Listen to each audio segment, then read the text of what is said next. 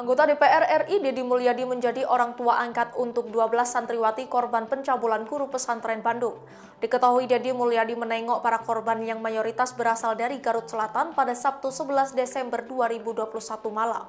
Dalam kesempatan itu, Deddy juga menceritakan awal mula kasus pencabulan itu terungkap. Dikutip dari Kompas.com, informasi tersebut didapat langsung dari santriwati yang pertama kali mengungkap kasus asusila oleh pelaku pendidik agama itu. Awalnya ada orang tua yang merupakan paman dari salah seorang korban mengirimkan putrinya untuk menjadi santriwati di pesantren milik pelaku di kawasan Antapani, Kota Bandung. Ketika berada di pesantren itu, santriwati yang baru itu merasa curiga dengan sejumlah rekannya di pesantren. Kecurigaan terutama tertuju pada sepupunya yang sudah lama menjadi santriwati. Lalu santriwati yang baru itu kemudian melaporkan kepada ayahnya untuk mengecek kondisi sepupunya itu. Selanjutnya, sang ayah memberitahukan orang tua santriwati itu terkait kondisi putrinya. Kemudian pada Mei, salah seorang korban itu pulang dan kemudian diinterogasi oleh orang tuanya. Awalnya korban tidak mengaku sedang hamil karena ia takut. Namun setelah didesak, korban akhirnya berterus terang bahwa ia dihamili guru pesantrennya. Deddy melanjutkan setelah itu orang tua korban langsung membuat laporan ke Polda Jabar. Dari situlah kemudian kasus pencabulan itu mulai terungkap. Para korbannya ternyata mencapai belasan orang. Sebelumnya, Kepala Bidang Hubungan Masyarakat Polda Jawa Barat Komisaris Besar RDA Caniago mengakui pihaknya menerima laporan kasus pencabulan santriwati oleh guru pesantren pada 6 bulan lalu. Namun polisi tidak merilis pengungkapan itu dengan alasan melindungi dampak psikologis dan sosial korban. Apalagi para korbannya masih di bawah umur. RD menjelaskan kasus tersebut terungkap pada Mei 2021 lalu berawal dari laporan salah satu korban. Setelah diselidiki, korbannya bertambah hingga belasan orang. Assalamualaikum warahmatullahi wabarakatuh. Waalaikumsalam warahmatullahi wabarakatuh. Kami akan mempresentasikan hasil kerja dari kelompok kami mengenai tugas Pancasila. Yang akan kami bawakan hari ini adalah masalah tentang pelecehan seksual. Kenapa kami mengambil masalah ini? Karena masalah ini cukup banyak yang terjadi di Indonesia terutama. Kemudian juga masih sulit untuk menemukan jalan keluarnya. Apa yang akan dilakukan untuk menegakkan hukum tersebut masih belum jelas ke depannya. Maka dari itu kelompok kami tertarik untuk menjelaskan tentang fenomena atau peristiwa pelecehan seksual ini. Oke, langsung saja ke latar belakang.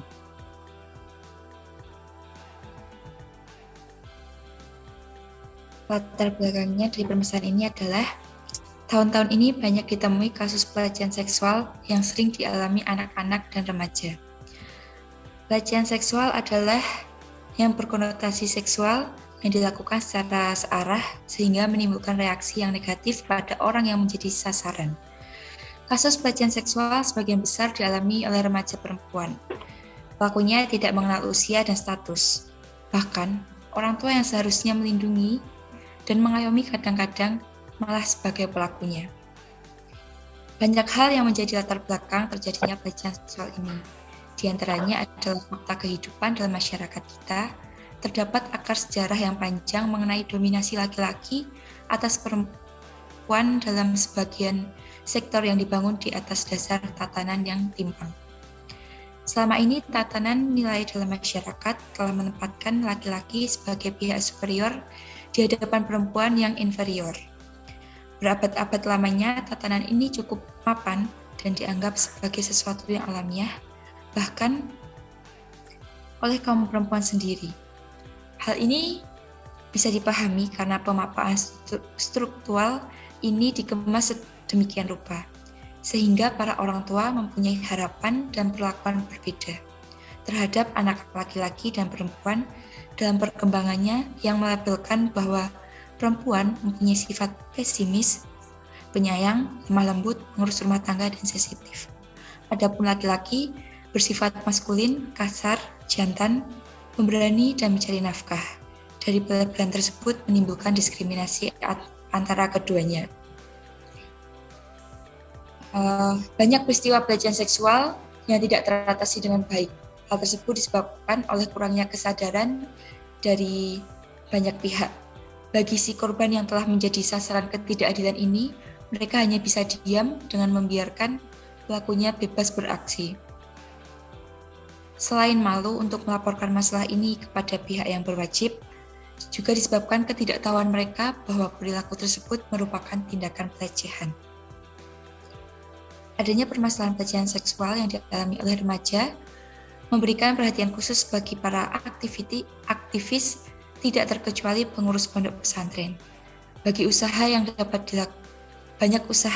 dapat dilakukan dalam pencegahan terjadinya pelecehan seksual pada santriwati yang semuanya adalah remaja, memulai dengan bentuk konseling sebaya yang secara khusus melakukan diskusi tentang kesehatan reproduksi sekaligus sebagai wadah yang mampu mengkomodir aspirasi dari para santri untuk menangani masalahnya agar tidak sampai menjadi korban pelecehan seksual.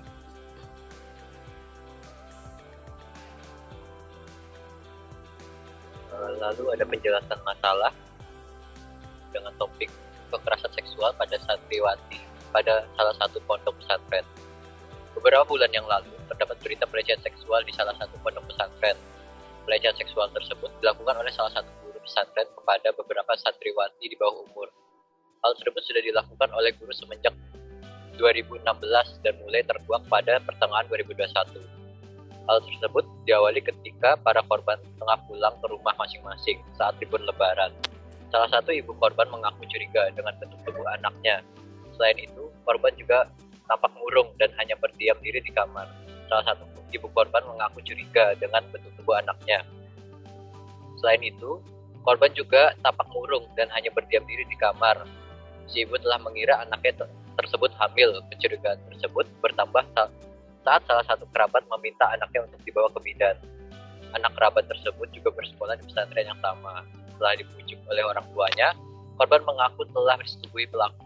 Awalnya pihak korban tersebut hendak meminta pertanggungjawaban kepada pelaku. Namun setelah mengetahui bahwa tidak hanya satu korban saja, keluarga tersebut menjadi kebingungan. Lalu beberapa pihak korban berkonsultasi kepada salah satu lembaga dan setelah dinilai hal tersebut atau kelakuan guru tersebut tindak kejahatan dan termasuk tindak kejahatan dan pidana. Kasus tersebut jelas menyimpang dari nilai-nilai Pancasila, yaitu pada sila ke-1, Tuhan Yang Maha Esa. Melakukan pemerkosaan atau pelecehan seksual tidak terdapat pada ajaran apapun. Sila kedua, manusia yang adil dan beradab. Tindakan pelecehan seksual adalah tindakan yang sangat tidak terpuji dan tidak memiliki adab. Hal tersebut juga sangat tidak adil bagi korban. Sila kelima, keadilan sosial bagi seluruh rakyat Indonesia. Semua orang berhak mendapatkan keadilan sosial dan kehidupannya. Kasus tersebut masuk dalam Undang-Undang Nomor 11 Tahun 2012 tentang Sistem Peradilan Pidana Anak, bahwa anak dalam kasus tersebut termasuk anak yang menjadi korban tindak pidana di mana negara, masyarakat, orang tua, dan pemerintah wajib memberikan suatu perlindungan khusus terhadap anak yang menjadi korban tindak pidana tersebut.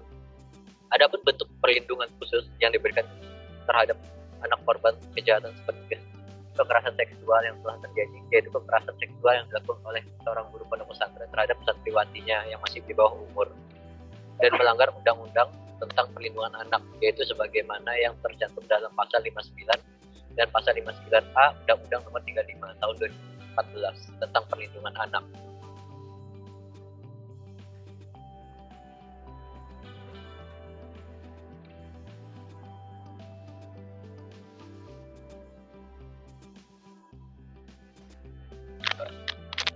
Yang selanjutnya, solusi masalah Wulandari.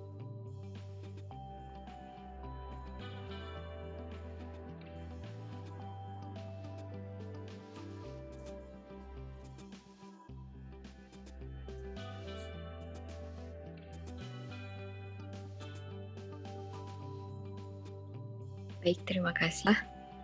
Bagi anak yang menyebabkan reproduksi, nilai agama, dan nilai kesusilaan, rehabilitasi, sosial pendampingan, psikososial pada saat pengobatan sampai pemulihan dan pemberian perlindungan dan pendampingan pada setiap tingkat pemeriksaan mulai dari penyidik, penuntutan, sampai dengan pemeriksaan di sidang pengadilan. Di sini ada pendidikan seksualitas, yaitu semua pihak perlu bersinergi untuk memberikan pendidikan seksualitas sesuai umur sebagai upaya preventif dalam pencegahan terhadap bentuk kejahatan. Pendidikan penting bagi anak dalam mengenal kebertubuhan, sehingga anak-anak memahami peran dari anggota tubuh dan bagian tubuh mana yang tidak boleh disentuh oleh orang di luar dirinya. Lalu konseling teman sebaya, menggunakan konselor sebaya sebagai fasilitator, bukan konselor yang lebih tua seperti lembaga-lembaga yang lain. Ini sangat bertolak belakang dengan pengertian masyarakat umum tentang anak remaja masih berwatak paternalistik, yaitu menganggap anak remaja harus selalu diajari dan diawasi. Pandangan yang selama ini terjawantahkan di sekolah, keluarga, pondok, pesantren, dan mungkin dimanapun tempat, di mana segala macam aturan dibuat agar anak remaja menjadi patuh baik secara fisik maupun kognitif. Konseling teman sebaya dipandang penting karena berdasarkan pengamatan peneliti, sebagian besar remaja lebih sering membicarakan masalah-masalah mereka dengan teman sebaya dibandingkan dengan orang tua, pembimbing, atau ustadz-ustazah di pondok untuk masalah yang dianggap sangat serius pun. Mereka bicarakan dengan teman sebaya atau sahabat. Kalaupun terdapat remaja yang akhirnya menceritakan masalah serius yang mereka alami kepada orang tua, pembimbing, atau guru, biasanya karena sudah terpaksa, pembicaraan dan upaya pencegahan masalah bersama teman sebaya mengalami jalan buntu. Konseling ini dipandang cukup efektif karena diberikan oleh teman sebayanya sendiri. Pada remaja ada kecenderungan untuk mencari dukungan emosional dan psikologis dari teman sebayanya. Bagi perilaku harus bertanggung jawab atas tindakan yang telah dilakukannya, yaitu dengan mendapat hukuman setimpal, hukuman yang sesuai dengan undang-undang yang berlaku bagi para pelaku kekerasan seksual terhadap anak, akan mendapat hukuman tambahan, yaitu hukuman kebiri. Karena saat ini kekerasan seksual terhadap anak sudah dianggap darurat, sehingga pemerintah dan lembaga pemerhati anak menganggap mesti ada hukuman tambahan berupa hukuman kebiri, seperti yang dipraktekkan di beberapa negara, dan bagi pelaku dilarang mengajukan banding.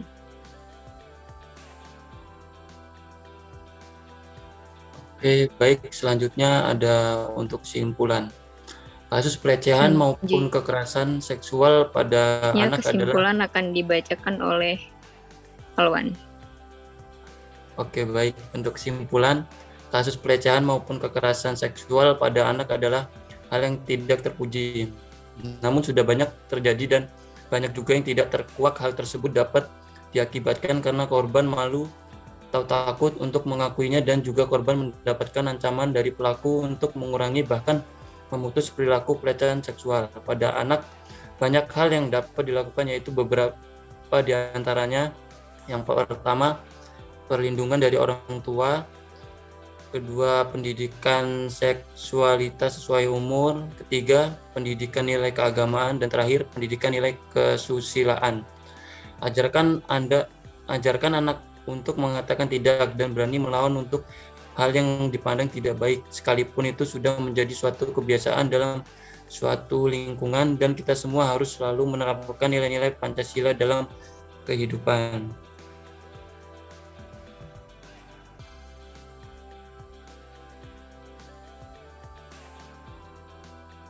Oke, demikian presentasi dari kelompok kami mengenai permasalahan pelecehan seksual. Kami berharap dengan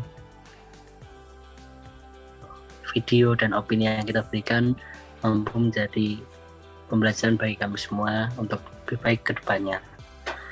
Oke, wassalamualaikum warahmatullahi wabarakatuh. Waalaikumsalam.